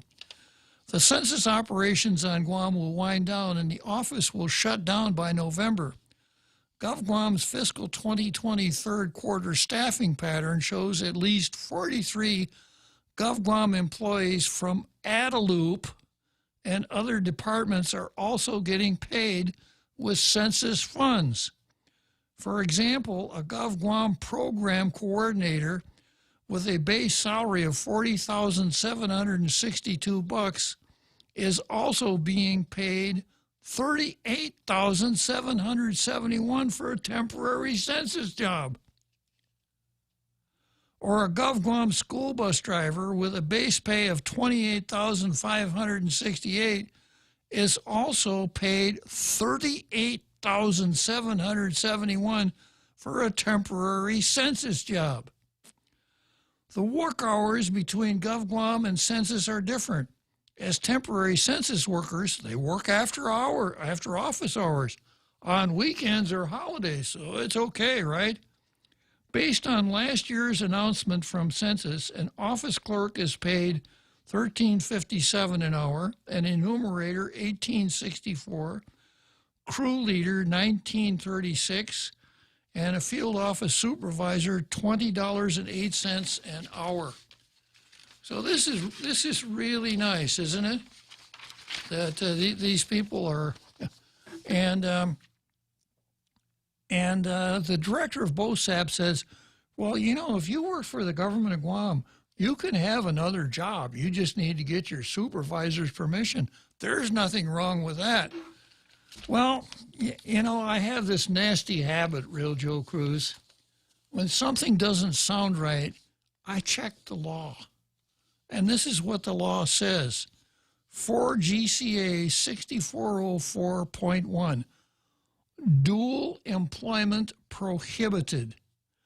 No officer or employee of the government of Guam may be employed on a full-time, part-time, or contractual basis or hold an appointment to more than one position in the classified or unclassified service in any department or agency or by more than one department, agency, branch of the government of Guam at any time. And there's a couple of exceptions there, none of which apply here. So it's flat against the law. And they would have got away with it, too, if it wasn't for that meddling Klitzkie. Yeah, there he goes again. Why can't he just learn to shut up? So it's just downright against the law. And not only against the law, I'm going to use the word moral. You know, I'm going to use the word moral, even if it weren't against the law. When we have so many people unemployed, to pay out these huge amounts of money, more than people make on their regular jobs. You know, when you're out on the road on these open pantry days, and you see miles of traffic lining up to pick up some free food, what can our governor be thinking of, if anything at all? I mean, this is. It's selfish, it's cronyism, it's corruption, and it kind of goes right back to what Jungle once said, who can we blame but ourselves? So it's dead against the law. And then we've got the director of BOSAP who said, oh yeah, some of my employees, because BOSAP runs the census, some of our employees here are doing it too. So it's really bad. So now that we know it's against the law, what do? Okay, there are several things that a citizen can do. It could bring suit against the Proper Enforcement of Government Spending Act. You could write a nasty letter to the governor. You could do a search and see if you could find any people that applied for the census job and were turned down, because I would think that those people would have a claim. And you could send this article to the Civil Service Commission that has the ability to set aside any personnel action that's not in accordance with law. Any one of those things would work. And once again, we get the kind of government, we get what we'll put up with, we get what we'll tolerate. This is intolerable. All right, unfortunately, my Zach VIP doesn't work, so who have I got on the line here, Real Joe Cruz? Our Fred, sir. Our Fred. Hello, our Fred. Hey, Bob, how you doing? Good. All right. Hey, good topics today. So, a couple of things I want to talk about: the Chamorro self-determination, and also what you're mentioning right now. Yeah, I mean, the government could do a lot of things for the businesses that are. It's tourism equals dollars, and that's pretty much it. And a lot could be done with temporarily reducing the BPT. I mean, I don't know if I mentioned this before on your show, but businesses are they're just trying to break even. Forget make a profit. They're just trying to break even. And if you're paying BPT taxes on, first of all, breaking even is one thing. They're probably not even breaking even. they're in the negative. So when you're paying taxes on negative revenue, you're further losing. And businesses have lost already for months during the closure period. That's lost revenue not coming back. And now when you're making some revenue, either you're in the negative still or breaking even, and then you got to pay 5% on top. That further puts you in the negative. So you're paying taxes on negative revenues. I'm not sure if they realize that. And minimum wage, I know the chamber requested for a temporary lowering of the minimum wage, which would have helped also, but that also didn't happen. So, licensing fees also can be reduced temporarily for this year to help businesses out. But nothing was done. Our legislative body didn't do anything on that.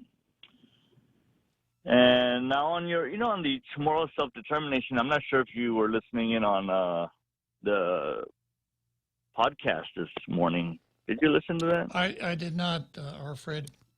Okay, with Robert Underwood and Will Castro on it. And, so I remember us discussing the other day. So Chamorro self-determination is not independence, is it? They would have you believe that it's not, but as my analysis is, it a stalking horse for independence. It allows the separatists to stay on the government payroll as they spread the separatist propaganda. Okay, so they proposed it as, or portrayed it as not an independence. It's just with the comments and all that mentioned and how it was portrayed. It's more like giving the Chamorro people or the Chamorro-only vote a voice to decide their future. And it's not seeking independence. It's just seeking more of a voice to decide on their future. That's how it's portrayed. Maybe you can shed some light. Yeah, I know that's how it's portrayed. It's classic identity politics. It's classic grievance politics. And they would have you believe there are only three choices. And I've gone to some lengths to show you that there's really only one choice. It's kind of like when I took the Real Joe Cruz down to McDonald's and said, Real Joe Cruz, you can have T-bone steak with all the trimmings, or lobster with all the trimmings, or a Big Mac. And the only thing that's... Take me sometimes to McDonald's, too, with Real Joe Cruz. Okay. The only thing that McDonald's sells is the Big Mac. So the only thing that on that list that can happen is independence. The rest is just a charade. So what's the Chamorro self-determination? Independence? Independence, yeah. So, okay, so why isn't it not being said like it should be? Or I know you're going to say, yeah, it's disguised as something else. But why are we misleading the people? Because they're misleading the people. Did you listen to the article on gaslighting? They're gaslighting us. Yeah, I heard you, yeah. Yeah, that's exactly what they're doing, because they know that coming out and saying, we want Guam to be independent, would be too big a chunk for the people to swallow in one gulp. They have to soften. They have to soften the way first. They've got to throw out these deceptions, free association and statehood, so that they continue to propagandize on the government's nickel with the Chamorro Self-Determination Commission, the Decolonization Commission. But when you come down to it, what it amounts to is there should be a Chamorro state separate from the United States, a country called, I would suggest the name, the Chamorro People's Republic of Guahan. And I think that's what they're really after, because if you get past the propaganda, that's the only thing that's left. So it would be a government of Chamorros, by Chamorros, for Chamorros. And I suppose if you are Chamorro, you're saying, well, yeah, that sounds pretty good to me. but I'm going to submit that it would be a disaster for everyone if Yeah. that happened. Well, it's being so. I know I asked you this question also before. SNAP program, Gura housing, and all other federal monies coming in for funding Guam. Will that remain? No. And you said no. Yeah. Right. You said okay. You said no. Right. So why are they still saying that no, that's not going to be affected? The same reason. Again, under the disguise. It's the same reason, Fred. Same reason. So that's misleading the people. You got it. And I'm glad you're clarifying it. Well, they're also appealing to the soft side by saying that the years of suppression, the years of hurt that the Chamorro people have faced, it's time that we regain our self-respect back. Well, it's that identity politics, neo-Marxism, oppressor, oppressed, right? Classic. Right. Fred, I got to take a break here. You can stay on if you want to stay on the line. Okay. Mezcla Dos opened its doors in 2010 and has been proudly serving the people of Guam for 10 amazing years. In celebration of their 10th anniversary, Mezcla Dos will be offering 20% off on all burgers for a limited time only. Terms and conditions apply. Please call them at 646-6295 for more information, or visit them at their Upper Tumon location right across Kmart. Thank you, Guam, for making Mezcla Dos one of your favorite hamburger spots. Afadade, this is Carl from APL Guam. Here at APL, our expertise and extensive network can help you grow your business and reach out to more markets. As a responsible carrier, APL is also committed to a sustainable future, whether it's protecting the environment or investing our efforts in giving back to the community. Our dedicated team in Guam and on the U.S. mainland are here to support you. Call 588-4651 or visit apl.com. Tall Tales with Bob Klitzkie is brought to you by Bank Pacific, banking on the Pacific for 66 years.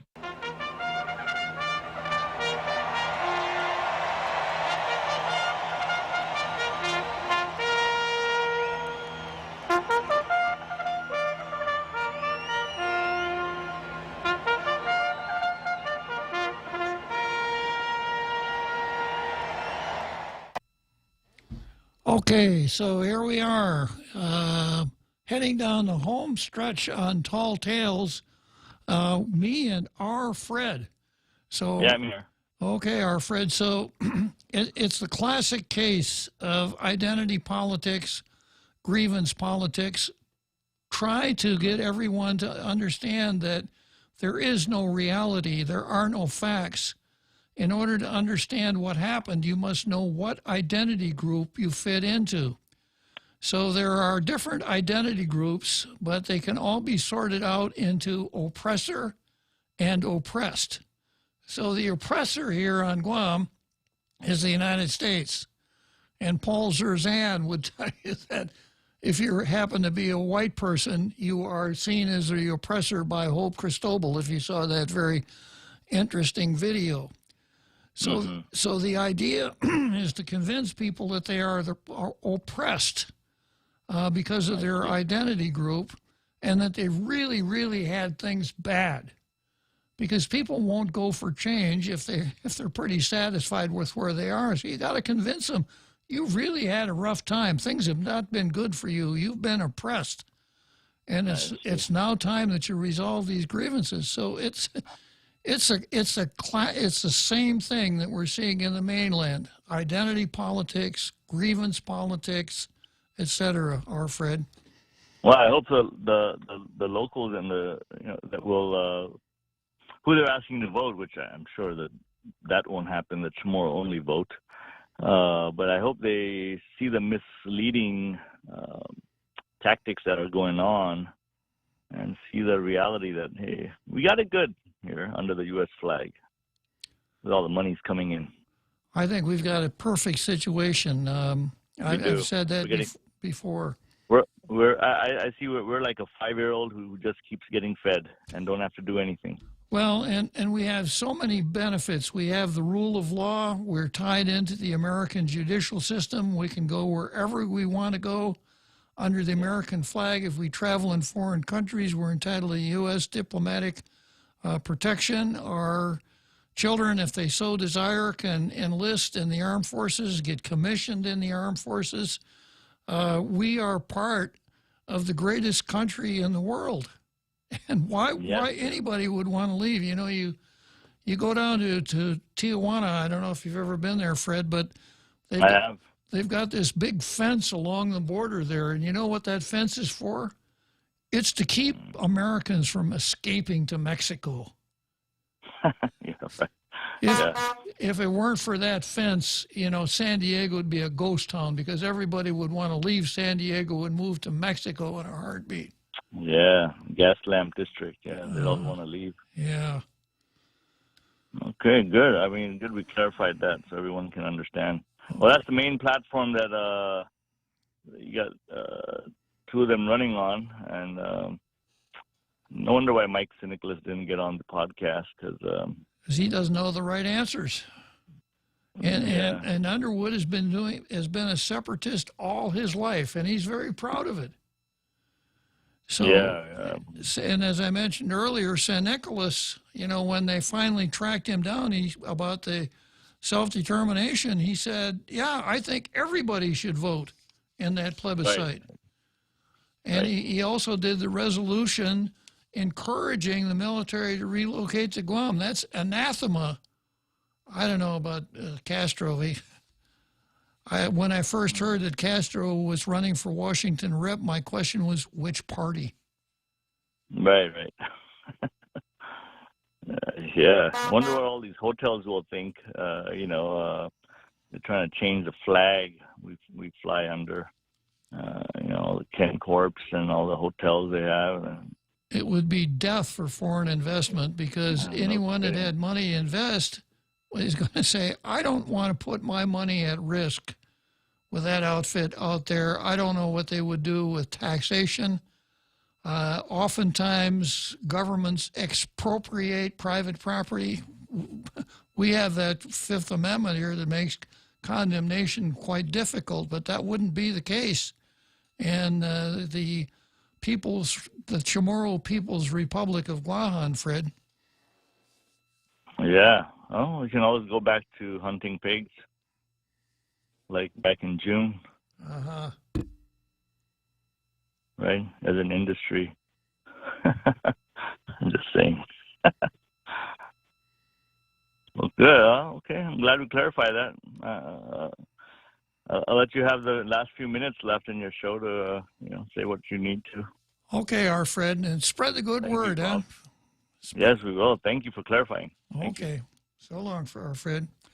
Our Fred, listen to the podcast, and I wouldn't need my crystal ball to tell you what it was all about because, when you used to play basketball, Real Joe Cruz, sir, your coach used to tell you, Real Joe Cruz, the reason your passes get intercepted is because you are telegraphing your passes. Remember that? Yes, sir. Yeah, well, nobody knows what a telegraph is anymore. But you don't need to know what a telegraph is to read the tea leaves, if I can mix the metaphors here, with this Finogi group. Okay, so Finogi Tall Tales Radio listening audience, we'll see you tomorrow.